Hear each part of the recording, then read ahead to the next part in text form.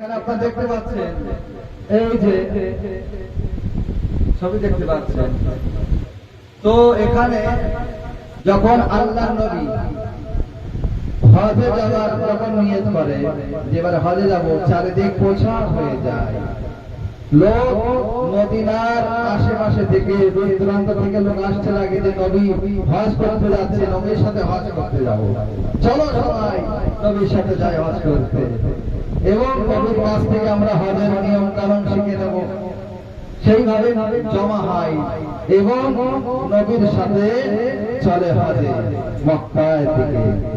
যখন হজে রওনা হয় তখন আল্লাহর নবী কি করে, আল্লাহর নবী কি করে, মাওলা আলী তখন মদিনা ছিলেন, ইয়ামানে গিয়েছিলেন জয়লাভ করতে করতে।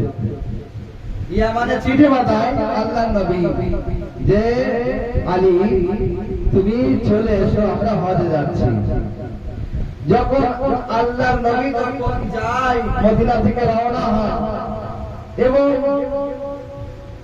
হাজার হাজার লক্ষ লক্ষ মানুষ আসে নবীর সাথে হজ করার জন্য। নবী হজে যাচ্ছে, ফরজ হজ করার জন্য যাচ্ছে, যাই চলো আমরাও সবাই নবীর সাথে যাবো, হজ করব, তার কাছ থেকে আমরা শিখবো। তো যখন মক্কায় যাওয়ার আগে একটি মসজিদে সাজরা, সেখানে আল্লাহর নবী সেখানে অবস্থান করে এবং সেখানে এহরাম করে।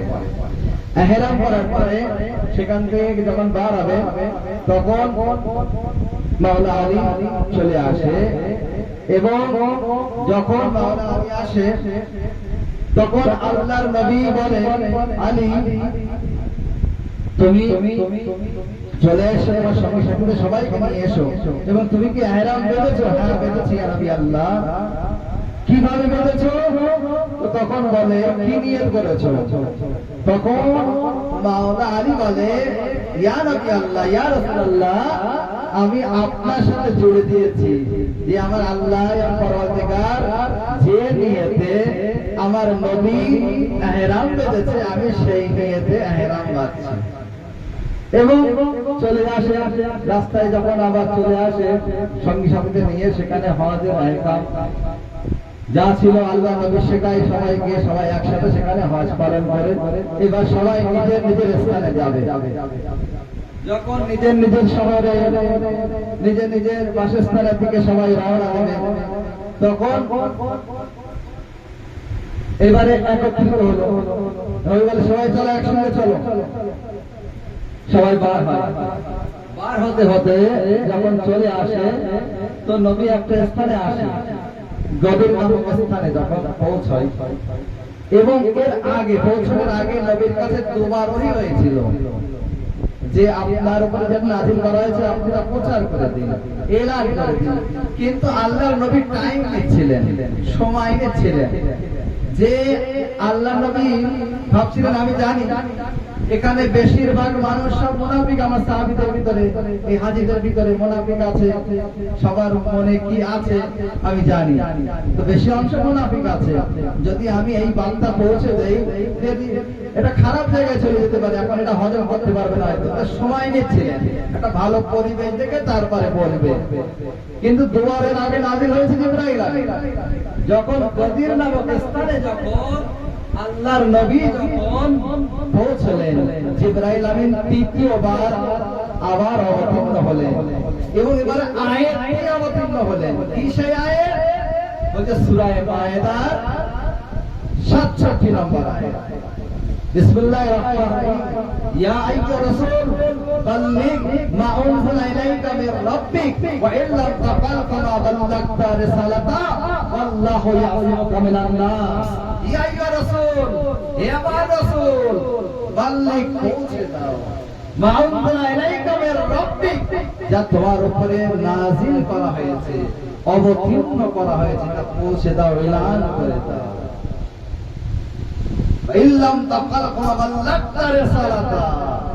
যদি তুমি এই এলানকে না পৌঁছে দাও, না এলান করো, তাহলে ধরে নেওয়া হবে তুমি রিসালাতের কোনো কাজই করো।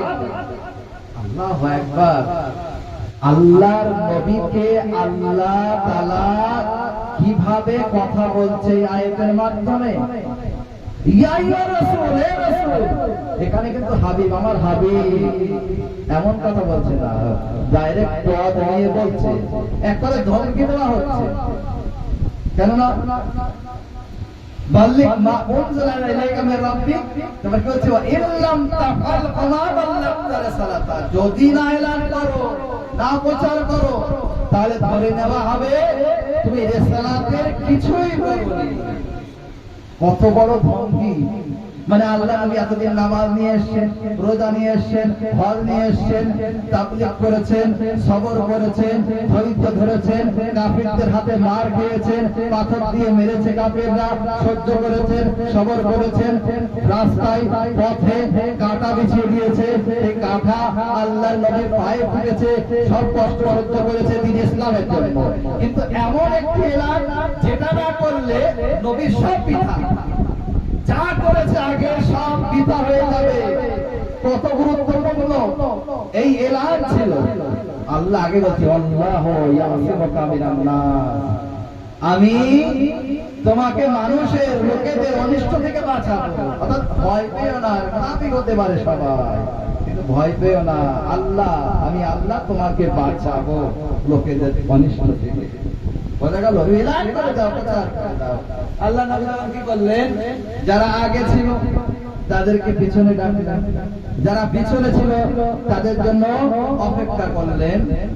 এবং যখন একত্রিত হয়ে গেল 1,20,000 থেকে 25,000 হাজী যখন একত্রিত হলো, জমা হলো, সেখানে আল্লাহ নবী কি করলেন, সেখানে জমা হওয়ার পরে আল্লাহ নবী হুকুম দিলেন যে এই যে স্থান, গদির স্থান, কোন স্থান জানেন? গদির অর্থ কি জানেন? জলাশয়, ওখানে জলাশয় ছিল, কিন্তু তার উপরে সেখানে জমা করলেন। তীব্র রোদ, কঠোর গরম আরবে সেখানে জমা করা হলো।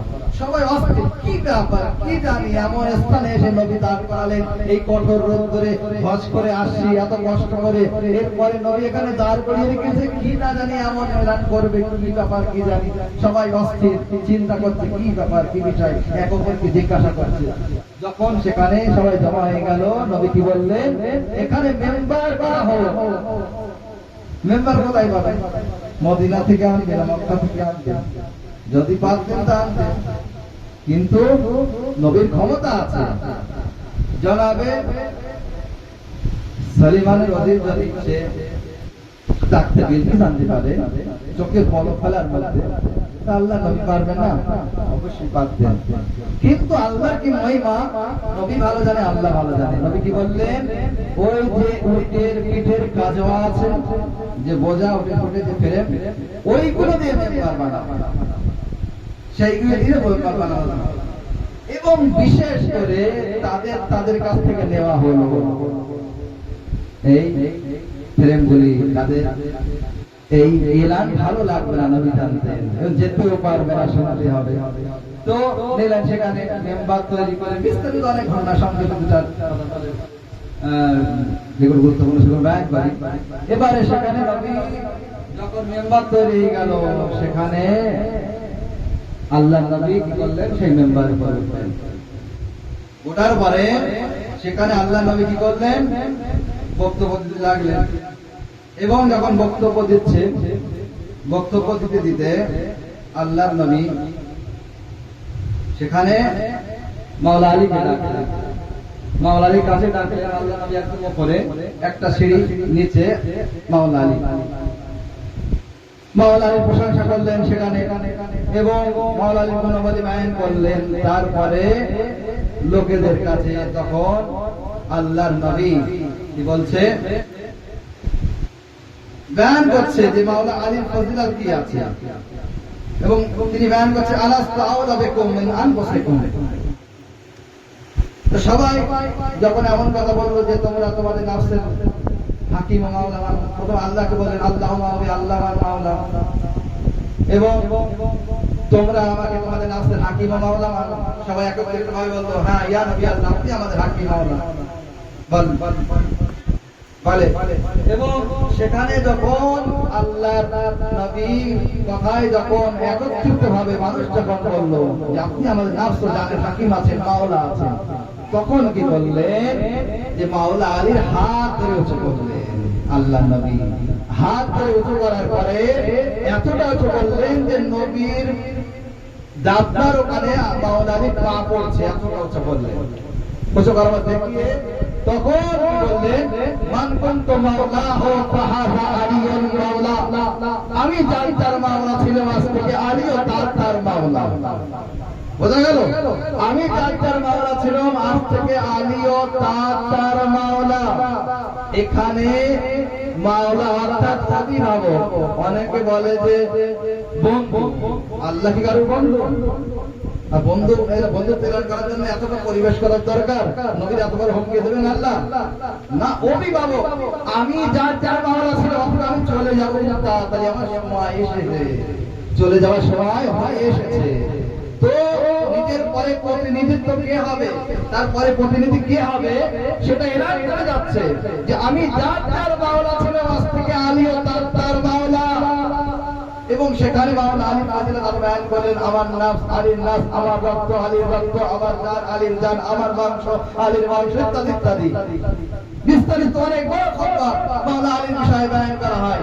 এবং যদি যখন এলান করেন মানকুন্দ মাওলা ফাজিল মাওলা ফাজ আলীউল মাওলা, সমস্ত মুসলমানের বিখ্যাত পুস্তকে এই হাদিস লিপিবদ্ধ আছে, অস্বীকারের কোনো জায়গা নেই, সবাই মানতে বাধ্য, সবাই এটা মানে।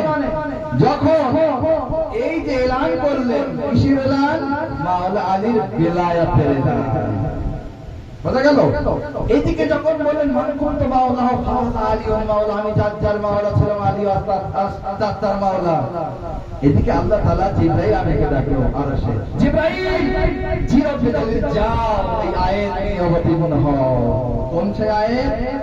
আল-ইয়াউম আকমালতু লাকুম দীনাকুম ওয়া আতমামতু আলাইকুম নি'মাতি ওয়া রাদিতু লাকুমুল ইসলাম দীনা।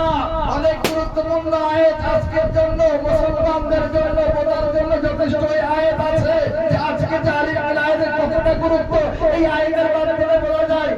যখন এই আয়াত অবতীর্ণ হলো, জিবরাইল নিয়ে আসলো কি সেই আয়াত? সূরা মাইদা 3 নম্বর আয়াত, আল-ইয়াউম আকমালতু লাকুম দীনাকুম ওয়া আতমামতু আলাইকুম নি'মাতি ওয়া রাদিতু লাকুমুল ইসলাম দীনা। কি বলছে? আল-ইয়াউম, আজকের দিনে আমি এই দ্বীনকে পরিপূর্ণ করলাম, এই দ্বীন ইসলামকে পরিপূর্ণ করলাম। ওয়া আতমামতু আলাইকুম নি'মাতি, নেয়ামতকে পরিপূর্ণ করলাম। ওয়া রাদিতু লাকুমুল ইসলাম দীনা, এবং আমি এই দ্বীন ইসলামের উপর রাজি ও সন্তুষ্ট হয়ে গেলাম। বোঝা গেল? দ্বীন পরিপূর্ণ হলো কার মাধ্যমে? অর্থাৎ এর আগে নামাজ ছিল, দ্বীন অসম্পূর্ণ, রোজা ছিল, দ্বীন অসম্পূর্ণ, হজ ছিল, দ্বীন অসম্পূর্ণ। আজকে দ্বীন পরিপূর্ণ হলো, সম্পূর্ণ হলো কার মাধ্যমে? মাওলা আলীর বেলায়েতের মাধ্যমে। অর্থাৎ যদি মাওলা আলীর বেলায়েত না থাকে, হাজার নামাজ পড়ো, হাজার রোজা রাখো, হাজার হজ করো, আলীর বেলায়েত যদি না মানো, তাহলে তুমি কখনো জান্নাতে যেতে পারবে না। সাল্লাল্লাহু মুহাম্মদ আজিদানে গ্রামী তো বলছে এই সেই মাওলা আলীর বেলায়েতের দিন আছে। তারপরে এখানে বায়ান শেষ করছি, অনেক বড় সময় হয়ে যাচ্ছে। তারপরে যখন এলান করলেন, এলান করার পরে মোবারকবাদ দিতে আসলেন, বাক্কিন ইয়া আমিরুল মুমিনিন, বাক্কিন লাকা ইয়া আমিরুল মুমিনিন, আপনাকে মোবারকবাদ। যারা পরে 70 দিনের মধ্যে আবার ঘুরে গিয়েছিল, তারা আগে এসে বাক্কিন বলে, কি এমন মহিমা, তারা আগে নবীর সামনে এসে বাক্কিন বলে মোবারকবাদ দিচ্ছে। আল্লাহ নবীর সামনে মাওলা আলীকে মোবারকবাদ করে 3 দিন ধরে মাওলা আলীর বাইয়াত হলো সেখানে, একদিন নয় 3 দিন বাইয়াত হলো। ছেলেরা কি করতে লাগলো? পুরুষরা মুমিনরা হাতে হাত দিয়ে মোবারকবাদ পেশ করতে লাগলো, বাইয়াত করতে লাগলো। বাইয়াত 3 দিন ধরে বাইয়াত নেওয়া হলো। এবং নারীরা বায়াত করবে। সুন্দর একটা পাত্রে পানি রাখা হবে, সেই পাত্রের মাঝে একটা পর্দা রাখা হবে। সেই পর্দার একদিকে পানিতে মাওলা আলী হাত রাখলেন, পর্দার আড়ালে নারীরা সেই পানিতে হাত রাখলেন। বোঝা গেল? এইভাবে সেই বায়াত সেখানে দেওয়া হলো। এবং এই হারিস ছিল, হারিস পড়ে আছে দেখতে পাচ্ছেন, সেখানে হজম হলো। মাওলা আলী যে এলান করেন, প্রতিনিধিত্ব এলান করলেন, মেনে নিল না যে সব তোমার বংশে, সব কুরাইশের ভিতরে হবে, সবাই খলিফা ইমাম সব তোমার বংশে হবে। এটা কিভাবে মানবে? যদি আল্লাহ এটা সঠিক হয়ে থাকে, আল্লাহ আমার তালি মানবো যে হ্যাঁ আপনি সঠিক এলান করেছেন। শুনেছেন আপনারা বিস্তারিত, সবাই নেওয়া ঠিক হবে না, ব্যাস শেষ করতে। এবারে সেখানে কি করা হয়, হারিস এই কথা বলে বাসে, যদি আপনি আপনার এলাকার উপর সঠিক থাকে, আপনার তরফ থেকে না হয়ে থাকে, আল্লাহর তরফ থেকে হয়ে থাকে। আল্লাহ বলেছেন আমার তরফ থেকে আমি বলছি না, আল্লাহর তরফ থেকে আমি বলছি। আল্লাহ ওহী করেছে তাই আমি মানছি, তাই আমি মানছি। তো সেই মতো আমি যদি আল্লাহ তরফ থেকে হয়ে থাকে, সঠিক হয়ে থাকে, তাহলে আমি মানবো হ্যাঁ এটা সঠিক। কখন মানবো? যদি সঠিক হয়, তা আল্লাহ আমার উপর আযাব নাযিল করে। যদি আযাব নাযিল করে তাহলে আমি মানবো। কি হলো, নবীর কোরআনে আয়াত আছে যে সময় নবীর পাশে থাকা হয় আযাব নাযিল হয় না। নবীর থেকে যখন দূরে হয়ে গেল, হঠাৎ কি হলো, আকাশে একটা পাখি আসে, ছোট্ট একটা মসুরের দানার মতো একটা পাখি, তার মুখে সেই পাখি ওপর থেকে পাথর ফেলল, হারিসের উপরে পড়লো এবং ভেতর দিকে ঢুকে বার হয়ে গেল। যখন বারেগা নিচে পড়ে গেল, তারপরে আকাশে এমন বজ্রপাত হলো যে সে পুরে ছাই হয়ে গেল। মানুষ বিশ্বাস হয়ে গেল হ্যাঁ এটা সঠিক আছে। সাল্লাল্লাহু মুহাম্মদ ওয়া আলি মুহাম্মদ।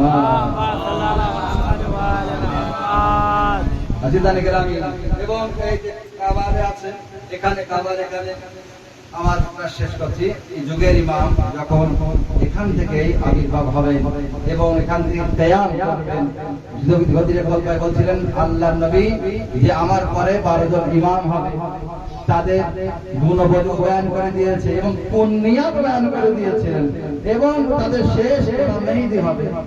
এবং সেই মেহেদী আলাইহিস সালাম বলছেন কি, যেমন শিক্ষা আদম আলাইহিস সালাম নিয়ে এসেছেন আল্লাহর তরফের শিক্ষা, সেই শিক্ষা তার ভিতরে থাকবে, যাবতীয় জ্ঞান তার ভিতরে থাকবে, হিকমত তার ভিতরে থাকবে, এবং সে যখন জোহর হবে তখন সে ন্যায় প্রতিষ্ঠা করবে, দুনিয়া থেকে জুলুম অত্যাচারকে শেষ করে দেবে, শান্তি সেখানে সৃষ্টি করবে এবং সেখানে মানুষ এক অপরের থেকে শান্তিতে বসবাস করবে, নিরাপত্তায় থাকবে, না কোনো দাঙ্গা, না কোনো ফাসাদ, না কোনো জুলুম, কিছুই থাকবে না।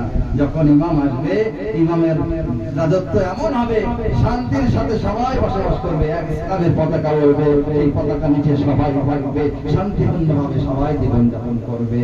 সেখানে কোনো ভেদাভেদ থাকবে না, এ বড় লোক, এ গরিব, এ কালো, এ সাদা, কোনো ভেদাভেদ নেই, সবাই সমান ভাবে সবাইকে দেখা হবে। কেননা এটা যুগের ইমামের রাজত্ব হবে, তার ইমামতের সময় তিনি এমন ভাবে সেই দুনিয়া আসার পথে তিনি এমন ভাবে রাজত্ব করবেন যে সবাই সমান, সেখানে কোনো বড় ছোট নেই। এবং তারপরে যখন তিনি আসবে, আর তারপরে শেষ করছি, তার ইমামত যখন রাজত্ব হবে, সব শান্তিপূর্ণ হবে, সবুজ গাছপালা, নীল আকাশ, সুন্দর ভাবে মানুষ সেখানে বসবাস করবে, শান্তি আর শান্তি, কোনো অশান্তি নেই, কোনো জুলুম নেই, কোনো অত্যাচার নেই, কোনো অন্যায় নেই, কিছুই থাকবে না, শান্তিপূর্ণ ভাবে সবাই বসবাস করবে সেখানে, এবং সবাই একই ইসলামের পতাকার ছায়াতলে সবাই জীবনযাপন করবে এবং সবাই লাভবেক বলে ইমামের সাথে চলবে। সাল্লাল্লাহু মুহাম্মদ ওয়া আলি মুহাম্মদ।